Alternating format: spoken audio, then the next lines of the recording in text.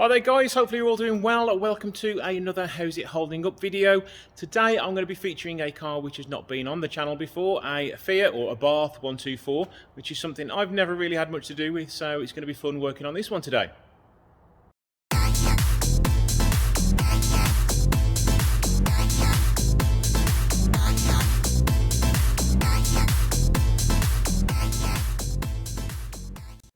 Now today this is in for a cam belt, water pump, full service and front and rear brakes and discs all the way around.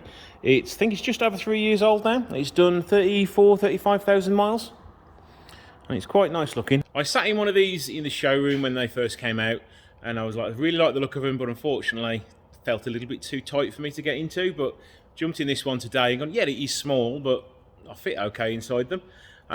So driven it in the unit. Sounds exactly like my Abarth Competizione. It's the same engine, same sort of exhaust, so it is a lovely sounding piece of kit. So let's have a look around it and see what we think of it. There's just something about this generation of Abarth styling, I absolutely love it. Even though this car is essentially a Mazda MX-5, they have changed it totally, and it's got that little sort of Ferrari California look to it at the front end. I think they're a great looking car. Love the little red accent at the front of the grille. Alloy wheels are lovely, unmarked as far as I can tell. Love the red wing mirrors with the white paintwork. I think it's absolutely gorgeous. The grey trim on the front A-pillar is also a nice touch. Aerial, I think maybe it would have been nice if they just put a little tiny aerial in there or built it in somewhere else, a little bit more discreet than that huge, humongous thing on the back there. Lovely huge Abarth badge at the back there. Love the tail lights with a white accent inside there, following on from the Fiat 500 Abarth range. A twin exhaust at the back, or quad exhaust should I say, with the lower sort of fog and reverse lights down the bottom there. Do love that little touch. Love the little touch of the vents in here. They are fake vents, unfortunately. Got a little bit of bird poo on there, but yeah, you know, it's immaculate. There's nothing I can really pick at it because it's such a new car, besides a little bit of Kirby mark down there. So yeah, nothing really to report damage-wise. There's that little mark on the alloy wheel, but the bodywork is pretty much immaculate from what I can tell. So let's have a look in the interior and show you guys what it's like. The doors do seem ever so long. Inside the car, when you are sitting there, for me, being a 6-foot guy and a little bit on the larger side, seeing and accessing these buttons is a little bit awkward. The seats are actually pretty comfy and it still smells really nice. If you could smell it here, it still smells like a new car. Unfortunately, it is wearing on this seat bolster here. We've got some broken stitches and it's starting to sort of dimple in where the filler behind it is starting to go. But really, it's quite inevitable with cars like this because they are so small, you sort of have to fall into them rather than place yourself into them. Now, the area down here, not sure whether you can see it very well, but this transmission tunnel does encroach quite a lot on sort of the driver's foot space. So it is extremely cramped down there as well.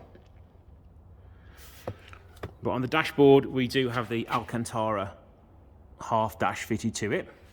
We've also got a screen, which is pretty good resolution. It's probably exactly the same screen as the updated one on the Abarth 595s. You do have keyless start and ignition. Let's just find out where the volume is. I don't know where the volume is. Okay, there it is. There we go. The key you get with it is actually keyless. Basically, you can just push the start button and start it. So the key is actually quite nice. It's not too cumbersome and it's quite a flush design, so it is quite nice to keep in your pocket. The dashboard, if we can see that a little bit better, is quite sporty with the red centre in there.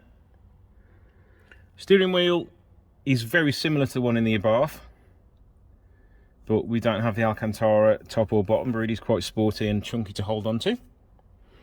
It's quite simplistic on the inside. There's not many buttons to mess with. You just got the dials for the heater and a few navigation buttons down here for your stereo. Let's just see how much room we have in the boot.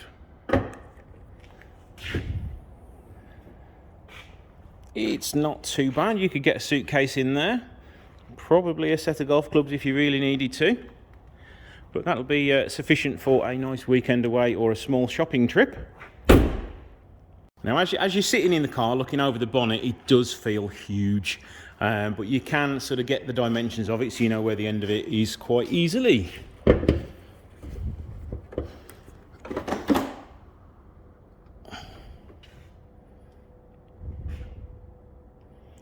It doesn't automatically hold up, which is annoying.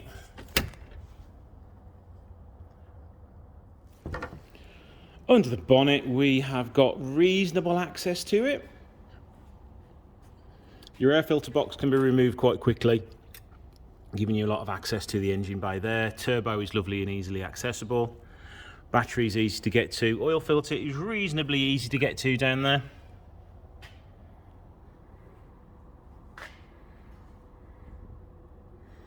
It's also got some strut braces built in as standard.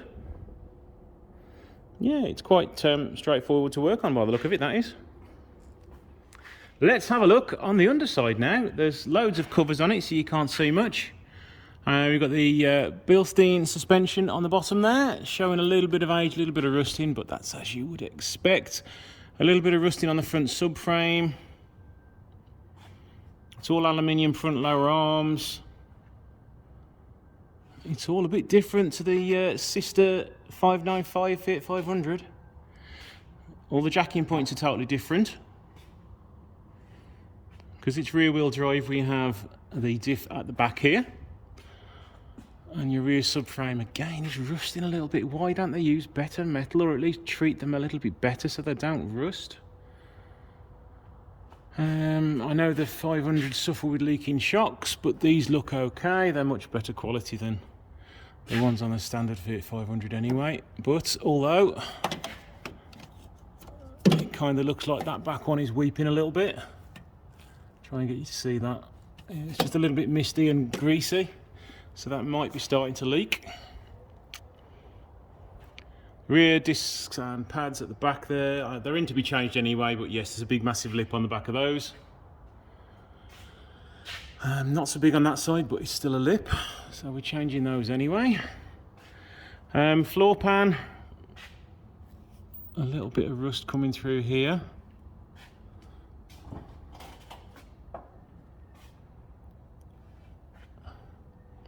So I would recommend that this is under sealed and just treat that one little patch there. It's a little bit weird that it's just gone there. Maybe it got a dodgy stone chip or something like that, or where it's been sort of jacked up in the past. Loads and loads of chassis bracing going on here. Exhaust looks okay. Has it got a flap on it like on? Yes, it has. Is it seized? It probably is. It looks like it's going to be. Drive shaft's gaiters look okay. Prop shaft has no play.